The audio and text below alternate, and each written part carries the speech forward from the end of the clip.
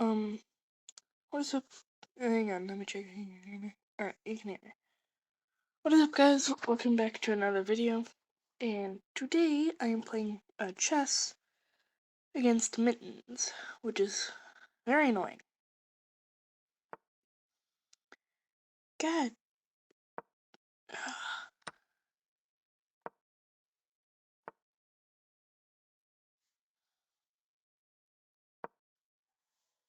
You mean mistake? That was actually a pretty good move. That's a threat. Oh, frick.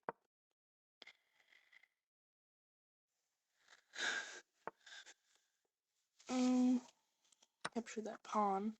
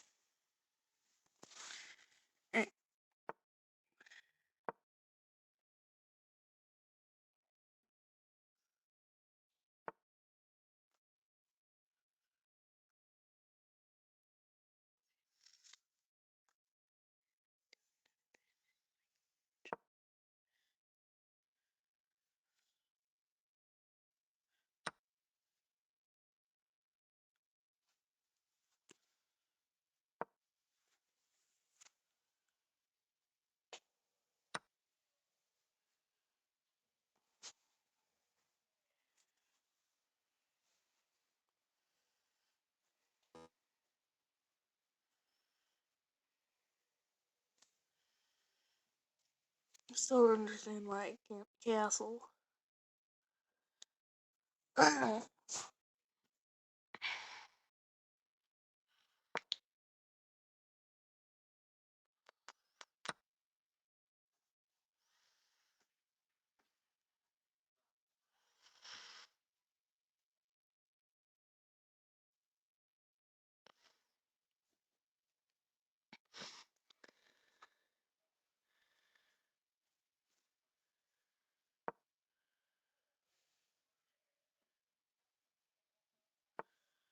Oh god, I'm doing terrible. Oh.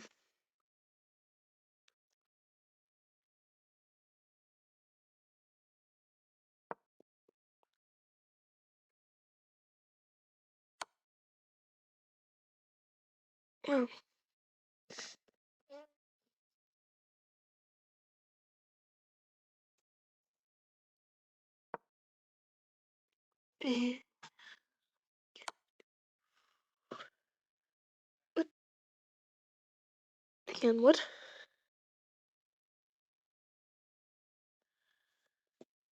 You're getting ready for me. Alright.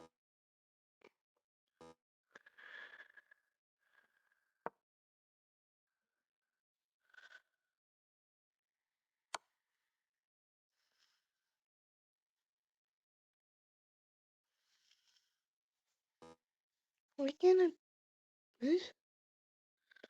Why can't I move right here? Why can I only move here? Yeah. Right. That's why.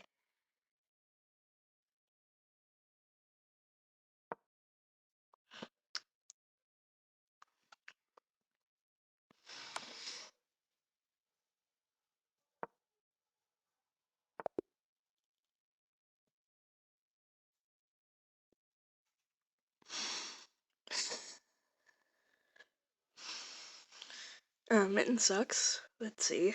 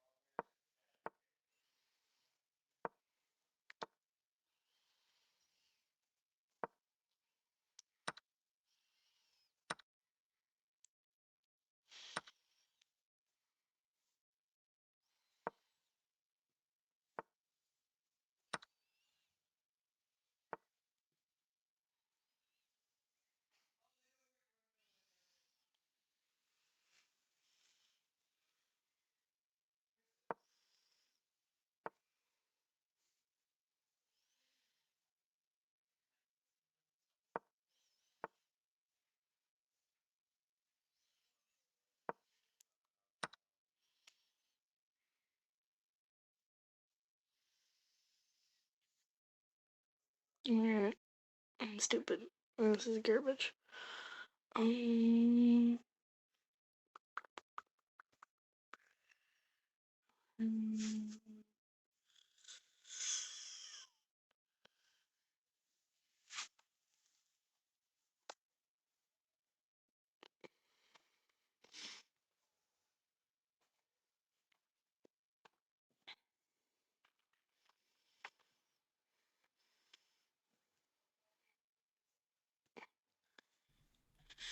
Control the center, and you can control the game. We may have heard that it's important to control the center and develop our pieces as close to the center as possible, but what exactly does this mean? The center squares are e4, d4, d5, and e5. A popular, as well as strong opening move for white is to play e4.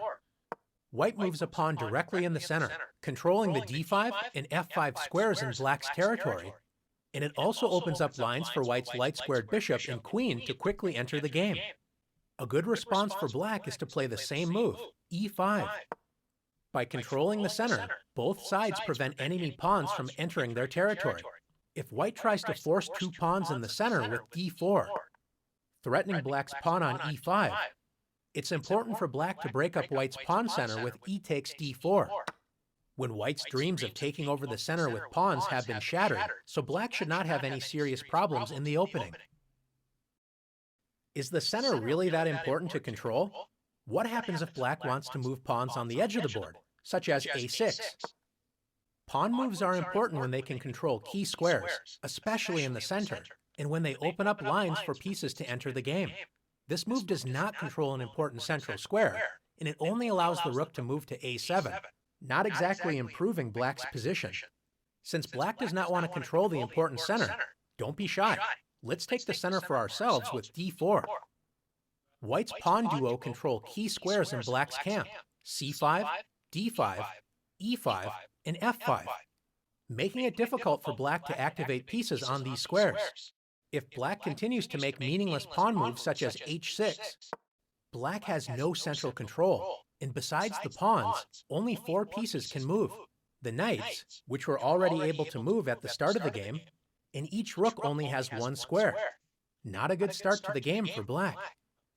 White's pieces, on the other hand, enjoy great freedom. White's queen and 2 bishops enjoy open lines, and white's knights are ready to jump into the game with a move like knight f3. What happens if black wakes up from a deep sleep and decides to start developing pieces toward the center with knight to c6? Pieces need pawns in the center so they are not constantly attacked. Since black does not have a pawn on d5, white can simply march forward with d5, grabbing space and attacking black's knight, forcing it to waste time by moving again. Black should admit the mistake and retreat the knight, but instead decides to move the knight to the edge of the board with knight a5. Most pieces do not like being on the edge of the board, and the knight is especially weak as it only controls 4 squares. Compare this to white's knight on f3. It controls 8 total squares, twice as many squares as black's knight on a5 controls. More importantly, black's knight doesn't have any safe squares, so white can attack this poorly placed piece with b4. If black does nothing, white will simply win a piece. So after knight c4, black's knight has already moved 3 times, and white can now develop a piece and win the knight with bishop takes c4. Black is in serious trouble, but should at least try to prevent white's central pawns from advancing with d6. Instead, black plays knight f6. Knights love to be close to the center of the board, but you have to prevent enemy pawns from attacking them. Since black has not controlled the center with pawns, how can white gain space and attack black's knight? That's right, once again by advancing a center pawn with e5. Black should once again retreat the knight, admitting another mistake, but decides to lunge forward with knight g4. Notice most of black's escape squares are controlled by pawns. Even black's pawn on h6 prevents a potential knight retreat. How can white win more material? If you found h3, nice work. If black takes the e5 pawn, white simply captures it with the knight on f3. If black plays knight takes f2, at least grabbing a pawn before losing the knight, white should not be afraid to move the king. Let's win material with king takes f2. By controlling the center with pawns and actively developing pieces toward the center, White took advantage of Black's careless play and is simply up 2 pieces with an excellent position. Now it's time to practice taking over the center in the challenges.